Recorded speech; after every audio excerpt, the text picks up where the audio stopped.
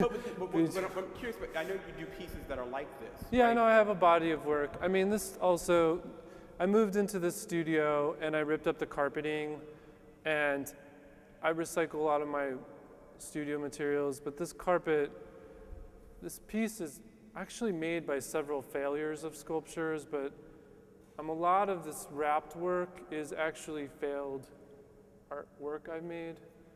And initially, this sounds really, I don't know, I was cleaning my studio, I'll just say that. And I was like thinking about waste and the consumption of my materials. And I was like, I'm so wasteful, like I waste so much. And I started, and I was having this tension of the art world and dealing with that whole thing. And so I started wrapping my garbage and putting it inside of my work as this kind of hidden treasure for people. And so this work,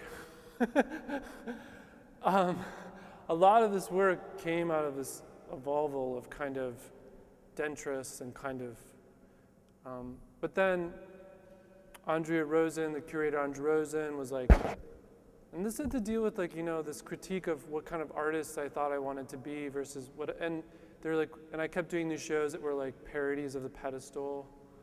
And I was like, I'm so sick of being invited to these pedestal shows. Like I don't want to be known as like the guy who puts stuff on pedestals. And so really I made this piece as kind of a retaliation of that. And what's so funny, it's probably the most successful piece, but mostly because I was like, boom, boom, boom, here you go. But I would say though that when I'm looking at this now, the thing that I really consider for me when I look at this work is, for me it's a lot of it is physical memory. Like when I made this work, I think about what was going on in my life. I don't know. It's very time-based.